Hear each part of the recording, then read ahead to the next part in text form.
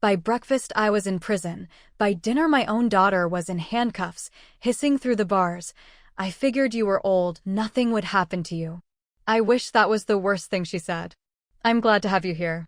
Follow my story until the end and comment the city you're watching from so I can see how far my story has reached.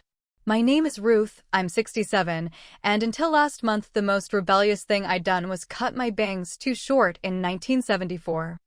I live in a small yellow house that smells like cinnamon and lemon oil, with a garden of stubborn roses and a sedan the color of pond water that I keep waxed because my late husband always said a clean car drives straighter.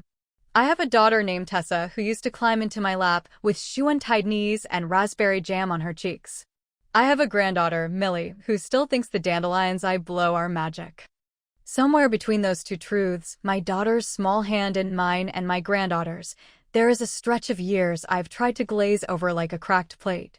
You can eat off it if you don't look too closely. The night before everything shattered, I made hot cocoa for Millie and me. We watched a nature show about whales, and I told her that sometimes you can hear them sing through the hull of a boat if you're very quiet. She fell asleep on the couch under a crocheted throw with a hole in the middle. I carried her to the guest room, kissed her forehead, and stood a long time in the doorway watching her breathe. She's 12 and growing fast, the awkward glory of it all, elbows and shoelaces. Tessa was supposed to pick her up after her late shift at the restaurant. She texted at 10:41, running behind. Keep her for the night. I said yes. I always said yes. I drank my cocoa, rinsed the mug, and set the alarm house, not car. At 11:16 p.m., after checking the stove twice and the front door 3 times, I took my nightly pill, put my phone on the charger, and slid the key tray into the drawer I keep for important things. The car fob went on top of the spare batteries like it always does. Habit is a small safety net you knit every day of a life. At 2:37 a.m., the corner convenience store 3 miles away became a set for a crime scene.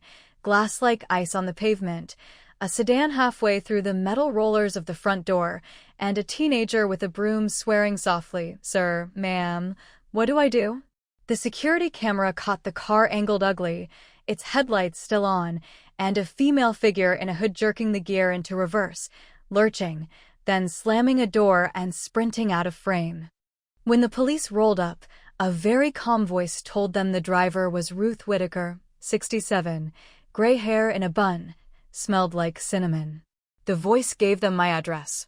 At 7:04 a.m., someone pounded on my front door. Millie sat up in the guest room rubbing her eyes. My roses were pearled with dew. I was in my housecoat and old slippers. An officer said my name. I said yes, and asked them to whisper because my granddaughter was sleeping. They did not whisper. I remember reaching for my robe tie and my fingers not finding it. I remember the neighbor's curtains twitching. I remember Millie on the stairs whispering, "Grandma." I remember realizing the officers had already been in my kitchen because the key drawer stood open and my car fob lay on the counter like a staged photograph. I remember my mouth forming the words, "There's been a mistake," and the officer saying, "Ma'am, hands behind your back." Booking is a series of metal doors that perform like a metronome. The smell is antiseptic and damp. They take your sweater and your hairpins, your shoelaces, your name. They give you a number and a sticky tray breakfast you can't taste. They ask if you know what day it is. They ask if you have someone to call. I used my one call on a voice message because my lawyer, Leah, didn't pick up that early. "Leah, it's Ruth. I'm at the county facility. There's been a misunderstanding. Please." I didn't cry on the call. I cried after, quietly, because my body had to do something with the adrenaline. "First time?" the woman on the bench to my left asked. She had a tattoo of a sparrow that looked homesick. "Yes," I said. "Don't talk to anybody," she advised. "Except me if you want to talk about soap." She lifted the small bar like a chalice. "Trust me, you're going to have opinions about soap." I nodded. The door buzzed and we moved as a group, the sound of rubber soles on a floor that has seen more lost faces than any church. A guard with bored eyes told us the rules like a Sunday school teacher who had learned not to expect miracles. I ached for my granddaughter's morning hair, the question she would be asking the empty hallway, "Where is Grandma?" They put me in a cell with a woman who insisted I call her Cricket. She was the sort of person who could find humor in a paper clip.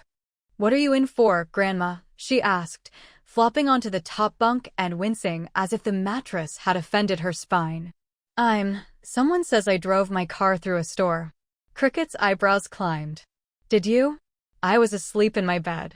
I once got blamed for a bar fight I didn't even enjoy," she said, and shrugged as if the universe was a sloppy bartender. "Name's Cricket." "You." "Ruth." I couldn't stop pressing my thumb to the place on my wrist where my watch usually lived. "Ruth," she said, as if testing the syllable for hope. "You look like you make good pie." "I do," I said, and the steadiness of that truth, it helped.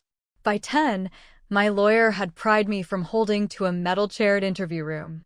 Leah is 40 if she's a day, sharp in that contained way people are when they began life as the quiet kid who read every sign in a courthouse and now wears black pencil skirts that mean business.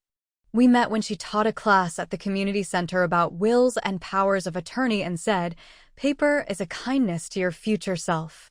I liked her instantly. "She answers my Christmas cards." Ruth. Her eyes swept my face, then my hands. "Are you okay?" "No," I said. "But I will be." She's Saturday talk. I told her about the cocoa, the whales, the text at 10:41, the sleep, the pounding, the key drawer open. I told her about Tessa. I did not tell her the part where I've started sleeping with my bedroom door cracked like a person slow to trust the night. When I said Tessa's name, Leah's pencil paused. "Your daughter called them Ruth." "I know," I said, and I didn't know until I said it out loud. Sometimes the mind builds a wall around the obvious to give you a day of mercy. Leah's hands went still. "Did she have access to your car?" The fob was in the drawer. "Could she have a second key? Any hidden spare?" I thought of the day last spring when Tessa had insisted on washing my car in my driveway, playing the radio too loud and dancing with the sponge, trying to make me laugh because she'd said she missed my laugh.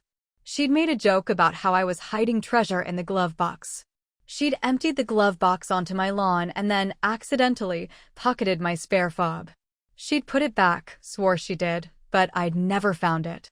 I replaced it because I am practical. A new fob cost $89 and a lecture from a man at the dealership whose kindness felt like being tucked in too tightly. "She could," I said. Leah's mouth pressed thin. "Ruth, they brought you in because the caller identified you as the driver. The store's camera shows a car matching yours. But there's no interior view, and the driver's face is not visible. We're going to prove you were home." I had my phone on the charger. "Do you have anything that tracks anything?" "Doorbell camera?" "My neighbor Gloria has a doorbell camera that catches my porch." "Good." Leah scribbled. "Any medical devices?" "Smartwatch." "I refuse to wear a watch that knows more about me than I do," I said, and she actually smiled. "What about your car?" "It has a little black box." "Event recorder," I said. "My husband used to say the car remembers." "Cars do," she said. "Seat position memory, steering angle data, brake application, ignition time." If Tessa drove, the profile might have switched. "Also, the dashcam?" "I don't have one," I said, and then remembered. Last Christmas, Millie bought me a small clip-on camera that affixed to the rearview mirror. "I do, actually." Millie installed it. "It backs up to my email when it recognizes an impact." She set it up for me because, and this is a quote, "Grandma, you will thank me when a raccoon tries to sue you." Leah looked heavenward like she had just been given a late Hanukkah present. "Ruth, I could kiss your granddaughter." "Please do. Once I get to see her again." By noon, Leah had filed the papers to request immediate discovery of all footage, the telematics, and the 911 call. She also called Gloria and asked for her doorbell footage between 2 a.m. and 3 a.m. The recording showed a hooded person entering my house at 2:05 with a key and leaving again at 2:08 carrying my car fob in a fist like a cheap gemstone. The sliver of face visible under the hood was enough for anyone who loved her to recognize. The flat mouth. The tiny scar near the jawline from when she was 8 and fell off a bicycle into rosebushes because she insisted the thorns were worth it. "My daughter," I whispered. It tasted like rust. Leah's jaw squared. "Clear as morning. Now we need the car's data and the store's interior cameras. And any cameras in that parking lot." "What about Millie?" I asked. She woke up to a house with no grandmother. I called the neighbor, Leah said. Gloria's with her. CPS won't intervene if there's a safe adult present, and I make a stink as your counsel. Breathe. I breathed. It felt like dragging air through a keyhole. The county facility isn't technically a prison, not by the technicalities that lawyers care about. It's a jail, a place you go to pause your life under fluorescent lights while someone else decides what to do with you. But to the mind, the difference is small. In jail, you still braid time out of whatever string they give you: soap, prayer, exercise, jokes that have worn grooves in their delivery. You still learn to make coffee with lukewarm water and willpower. You still tuck yourself into the person you've always been like a uniform and tell yourself that identity cannot be impounded. I learned the rhythms. Mornings belong to those who can sleep through a light that never goes off.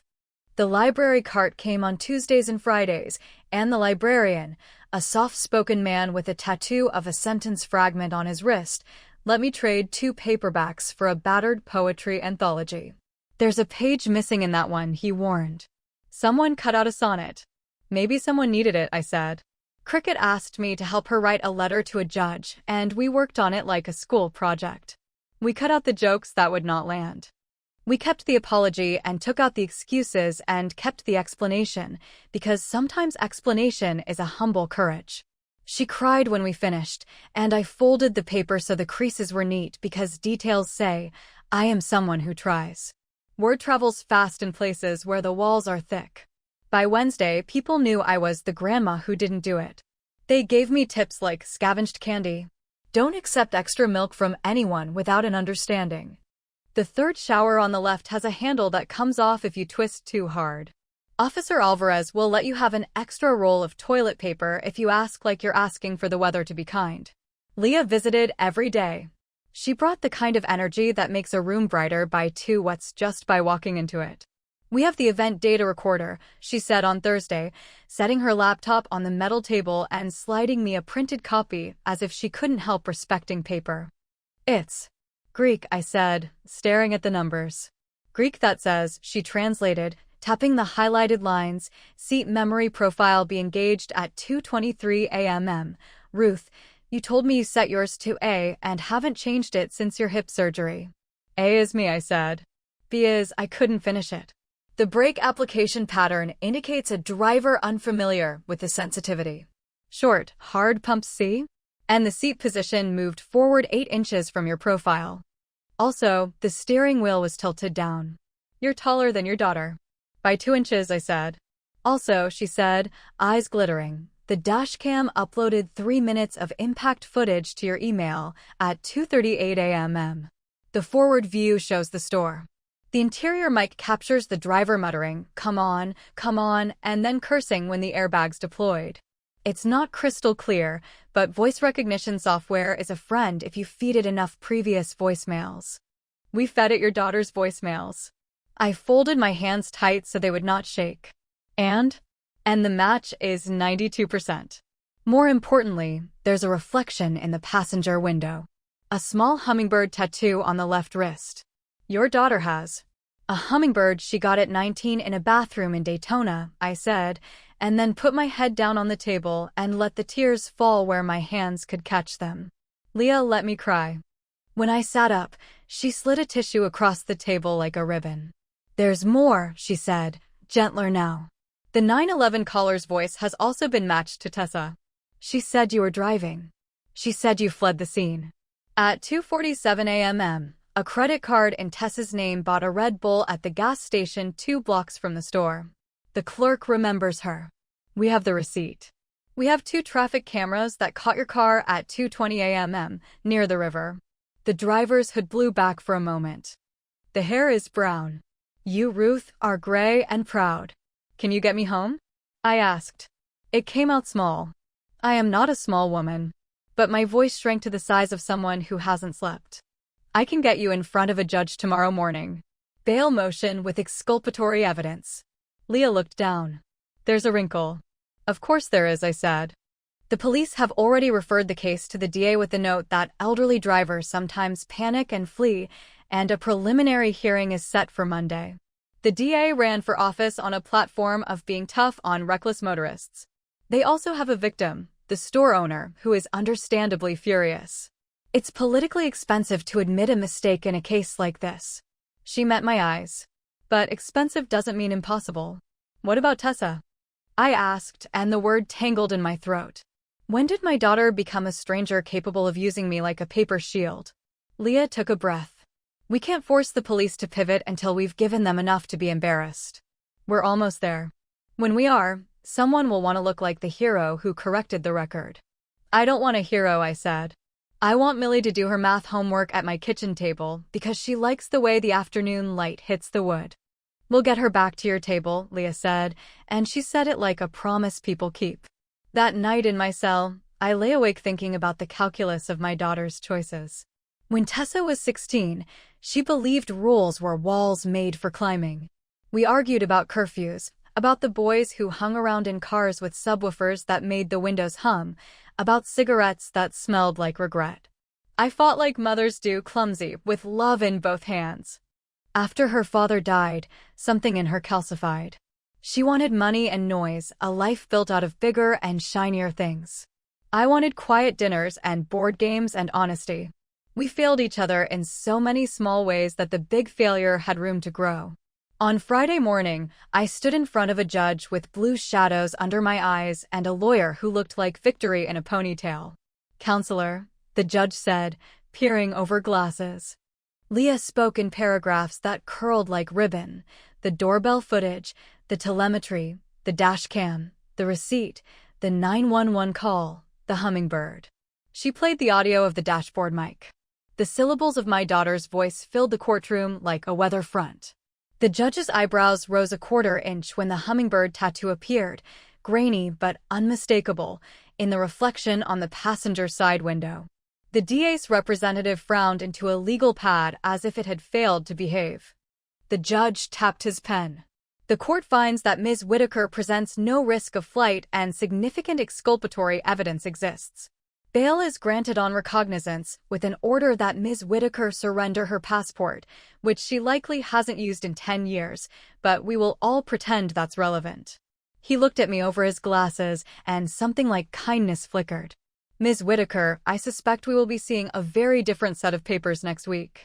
Leah squeezed my elbow. When the hearing adjourned, a reporter in a navy suit asked if I had anything to say. I did not. I went home with Leah and Gloria, and the quiet of my living room wrapped itself around me like a shawl. Millie came at a full-body run and nearly knocked me down. "Grandma," she cried into my sweater, "I made your bed every morning so it would be neat when you got back." I breathed in the shampoo that smells like blueberry muffins. "You're my fierce girl," I said into her hair. Gloria made tea. Leah spread papers on my dining table with the same seriousness I bring to rolling out pie dough. "The police are processing the new evidence. They need to run their procedures so it doesn't look like they simply took a lawyer's word for it. But between you and me," she gave a small, grim smile, "they're already drafting the press release." "Will they arrest Tessa?" Millie asked, small voice from a big heart. Leah sat beside her. "Honey, sometimes people do things that hurt others. When they do, the law asks them to answer for it. That's not about love. It's about responsibility." Millie stared at the table. "Mom said grown-ups don't get in trouble if they didn't mean it." I chose my words like a person tiptoeing through a room full of fragile glass. "Your mom said something untrue to help herself. That's also trouble, and of a different kind. We can love someone and be very clear about the wrong thing they did." I didn't sleep that night either. I'm telling you this so you don't think I turned stoic all at once. I made chamomile tea and stood at the sink looking at the dark square of the window and my own reflection in it, a woman who looked ash-colored and older. Sometime around 4, I fell asleep in the armchair where I'd taught Millie to knit. At 6, the phone rang. It was Leah. "Put on real shoes," she said. "They're going to pick her up. If you want to be at the station when they book her, I can make that happen." "You don't have to." I did not want to. I also did. At the precinct, the air smelled like coffee and dry toner. Officers moved with the purposeful speed of people who like to look busy whether they are or not. Leah showed a piece of paper to a sergeant, and we were allowed to stand in a corner of a hallway where the public is not usually allowed. I could see down the corridor to the intake desk. A door opened. 2 officers brought her in. Tessa wore leggings and a sweatshirt, hair in a messy knot, no makeup, the same beautiful bone structure that used to carry skinny courage. She looked smaller than the picture of her I carry in my wallet, because that picture is from last Thanksgiving, when she had lipstick and laughter and the wrong boyfriend. Her eyes found me like a magnet finds its partner. "Mom," she said. The word had flavor, cinnamon and smoke. "Tessa," I said. I held onto my purse strap like a rail. They read her rights. She stared at the linoleum. The hummingbird on her wrist looked like it wanted to fly away and had nowhere to go. She turned when I didn't speak, and her mouth twisted into something I had never seen on her face when she was small. "What?" she snapped. "Are you happy now? Going to make a show of this?" "I am not happy," I said, in a voice that surprised us both with its quiet strength. "They won't keep me," she said, and the bravado shifted and showed its belly. "I'll tell them it was an emergency. I'll say you needed medicine and the store was closed." Leah, standing a pace behind me, exhaled through her nose, and the exhale said, "We have the receipts, child." Tessa's gaze skittered. I thought she stopped, reconsidered, and then decided to be cruel because cruelty felt safer than apology. She leaned forward, the officers tightening their hands on her elbows. She lowered her voice so only I would hear and said, "Well, I thought you were an old woman anyway, and nothing would happen to you." In the movies, that line would be a gunshot and I would react with a dramatic slap or a gasp that stops the room. In life, I inhaled and something inside me snapped into place like a well-made drawer. Not rage. Not even a mother's ancient grief. A click of acceptance. The person I loved is in here somewhere, I thought. But the person I am speaking to set my love down on a shelf and walked away. "You thought wrong," I said. They took her away down a small corridor. The sergeant who had let us stand in the corner shook his head like a man who had seen 1,000 versions of this same story and was still surprised every single time. Leah put a hand on my back. It was the kind of touch that keeps you upright. The DA held a press conference that afternoon, the kind that uses words like swift action, commitment to justice, and ongoing investigation. The news ran a split screen. On one side, me walking out of the courthouse with Leah. On the other, the store owner sweeping glass into a neat, glittering pile. They did not run the clip of me stopping to help the store owner gather the heavy shards the next day, both of us wearing gloves and the store radio playing a song from 1982 that once made me want to buy a red dress. My charges were dismissed the following Monday. The judge in courtroom 4B said, "Ms. Whitaker, on behalf of the system, I apologize," and I nodded because apologies are heavy things to carry, and I wanted to put it down gently. They asked if I wanted my record expunged. Leah said yes before I could speak. "We'll get it done," she promised, stacking papers that had my name on them the way a person stacks plates after a family dinner. I watched her hands and thought about all the dinners I'd cooked, the ways we tell the people we love, "You're not alone." Tessa's arraignment was that afternoon. I didn't go. I sat in my garden and deadhead the roses. When I am angry, I perform tiny acts of order. It makes me feel like the world can be coaxed into blooming again. Millie sat cross-legged on the walkway, making a fairy village out of pebbles and bottle caps. "Is Mom going to jail?" she asked, because children understand more than we think and their questions carry boulders. "She is going to face consequences," I said, tucking my clippers into my apron pocket. "The judge will decide what those are. Adults don't get to skip the line." "Will she be mad?" Millie asked. "Probably," I said, because truth is another kind of kindness. "She might be mad for a long time at the wrong people." "Is she mad at you?" She said something very unkind because she was scared and selfish. I pulled a weed with a satisfying slow grip. Our family doesn't break because someone acts wrong. It bends and creaks, and sometimes it feels like it will crack. But if we take care, it won't. Millie nodded like a small engineer. Leah asked me if I wanted to press additional charges for the false report. I did not know what I wanted. Revenge is a hot thing that invites you to hold it and ignores what it does to your hands. Accountability is warm and useful. It heats the room without burning it down. "What are my options?" I asked. "We can cooperate with the DA.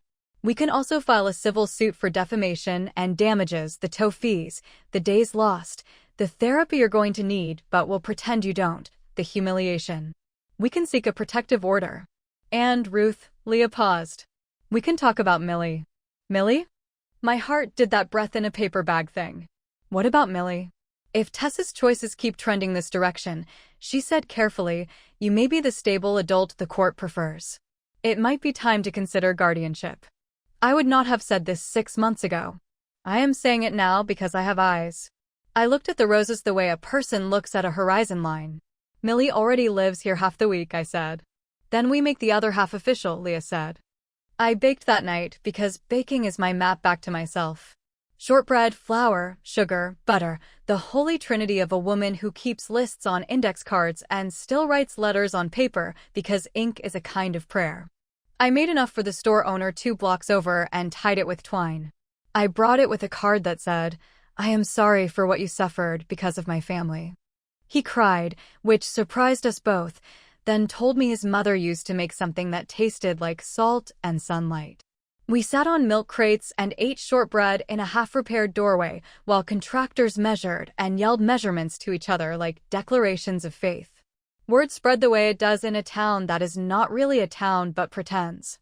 People brought the store owner coffee and cash, and a mechanic offered to fix the metal rollers for cheap, because a place like ours needs a corner store the way a body needs a wrist. And because kindness is impressive when there are cameras, but it counts more when there aren't. Tessa called from the jail once. I recognized the lag from the recorded line. Mom? I'm here, I said. Can you? She stopped. She stopped again, because needs are hard to admit if you've built your house on a cliff of independence.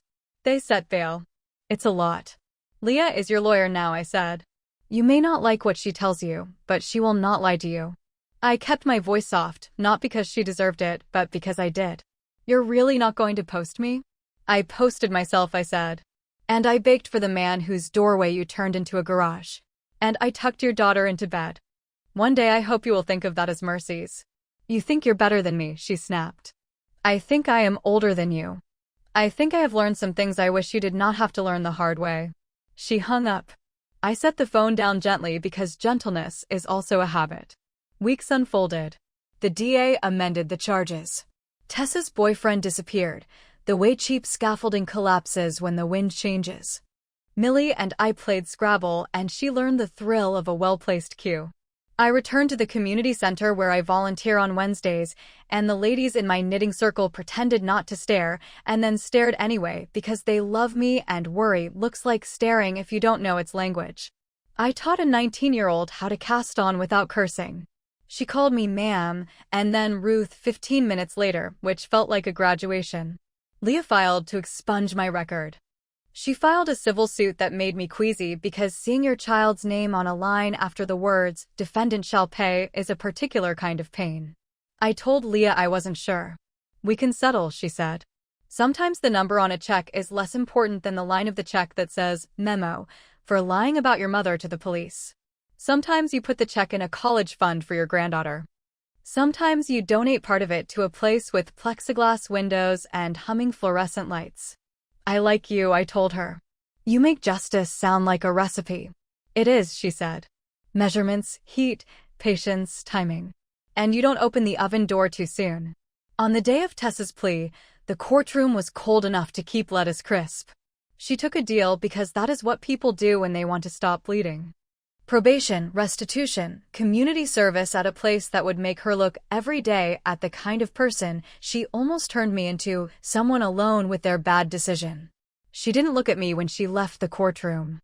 I didn't follow her. There are emulsions in cooking that won't hold if you keep stirring.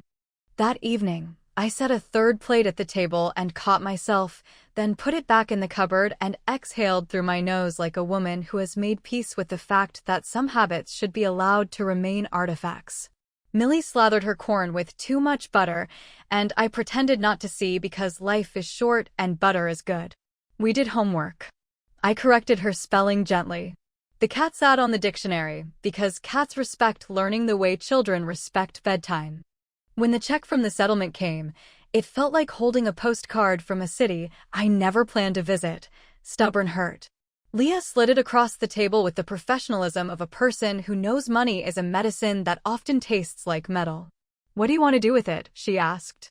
"College for Millie," I said. "And a donation to the county library at the jail." She nodded. "Sign here.